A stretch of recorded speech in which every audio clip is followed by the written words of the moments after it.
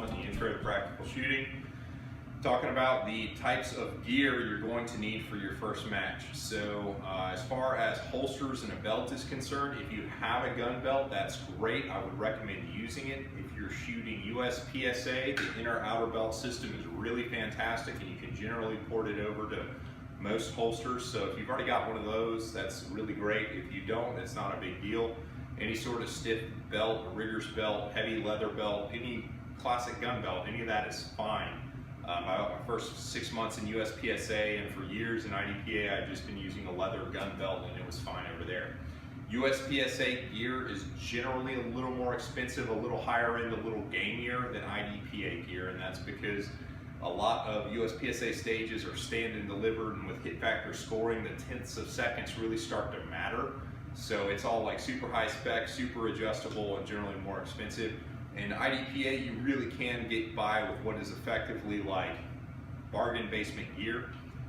There's some really great Kydex pressers out there. Ready Tactical is one that makes about $20 magazine pouches. I don't happen to have any on hand anymore. My last 1911 rig, that's what I used. The Blade Tech Classic OWB, you can almost always find on sale at like Optics Planet or Midway USA, and they make molds for just about every gun. The Blade Tech OWB is a fine holster. It's what I've got my Shadow in here. This is for my 75B. You can go the custom competition route if you want. You can spend as much money as you care to spend. If you're shooting IDPA, you really are fine with about a $50 holster and maybe $20 mag pouches. I'd recommend singles over doubles if you're buying something, because you've got more kind of adjustability.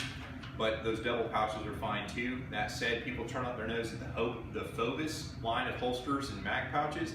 I'm here to tell you that that's perfectly fine to get you started in USPSA or IDPA. You could use that or Uncle Mike's, to pretty high levels. I know a couple experts and masters who actually use Uncle Mike's stuff. IDPA is not very gear intensive, and USPSA is a little bit more gear intensive. That said, no gear is going to be holding you back. If you have a full-size firearm chambered in 9mm, you can play either game and get pretty high up there with what is effectively, low-cost gear. You don't need a super race trigger. You don't need all of that stuff. More important than anything is you need to practice and you need to participate and shoot matches.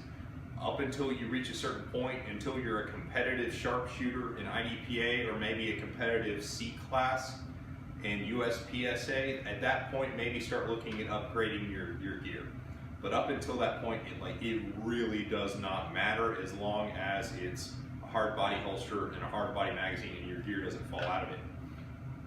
So that's all fine. Any of the ammo, like a lot of new guys think that the hand loads that we shoot at the high levels is what helps us keep our guns super flat in recoil. Our guns, the front sight's jumping up and down just like yours. It's just in the third person. It looks like there's no recoil. I promise you in first person there absolutely is. The sights are climbing. We're just really good at mitigating how much they climb. The ammo helps a little bit, but not really. We can do the same thing with factory rounds as we can with the gamer loads. The reason we use gamer loads is because they're more accurate and they're less expensive. And there's no reason to load them hot. There's no benefit to it in action shooting sports. And if you learn how to mitigate a 130 power factor minor 9mm load, you can totally mitigate a 144 or 147 power factor defensive load. The principles are all the same. It's just a stronger recoil impulse. And you use the same grip pressure, it doesn't matter. Whatever ammo you can get a pretty good deal on and is not a steel case or bimetal coated projectile is going to be fine, just use that. Cook Ammunition is available on Facebook.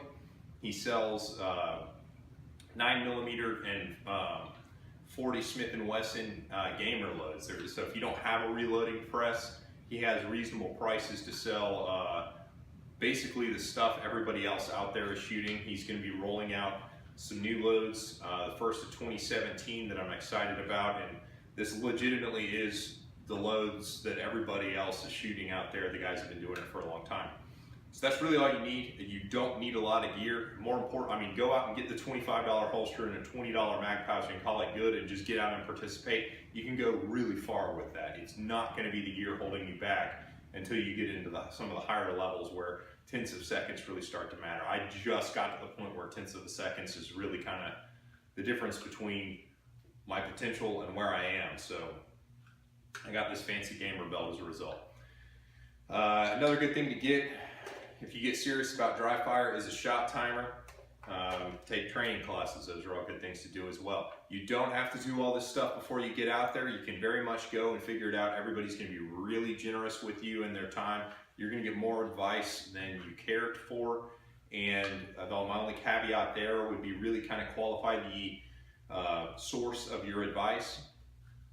I would pay attention to the guys who are further along in the sport at the higher levels, maybe more than guys who've been doing it a long time but are kind of in the middle of the pack, because the guys who've been doing it for a long time who aren't successful with it probably don't have the best advice.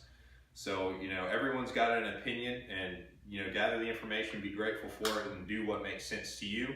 You can, if you're thinking about buying a gun for the game, then usually in the safe area you can have show and tell with somebody's gun who you're thinking about getting at pretty much any match. And that's a good thing. So get out there, shoot your match, enjoy yourself, and be safe.